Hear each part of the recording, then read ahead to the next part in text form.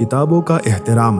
حافظ شمس الدین سخاوی رحمہ اللہ فرماتے ہیں کہ مشہور محدث امام ابو ایوب سلیمان کو کسی نے ان کی وفات کے بعد خواب میں دیکھا اور پوچھا کہ اللہ تعالیٰ نے آپ کے ساتھ کیا معاملہ فرمایا۔ انہوں نے جواب دیا کہ اللہ تعالیٰ نے میری مغفرت فرما دی۔ پوچھا کہ کس عمل کی بنا پر؟ انہوں نے جواب میں فرمایا کہ ایک روز میں اصفہان جا رہا تھا، راستے میں زور کی بارش شروع ہوئی۔ مجھے سب سے زیادہ فکر اس بات کی تھی کہ میرے ساتھ کچھ کتابیں ہیں، اگر وہ ضائع ہو گئی تو میری ساری پونجی لٹ جائے گی۔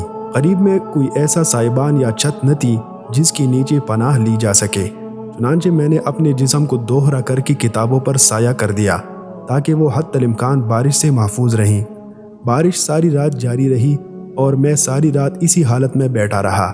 صبح کے وقت بارش رکی اور میں سیدھا ہوا۔ اللہ تعالیٰ نے اس عمل کی وجہ سے میری مغفرت فرمائی۔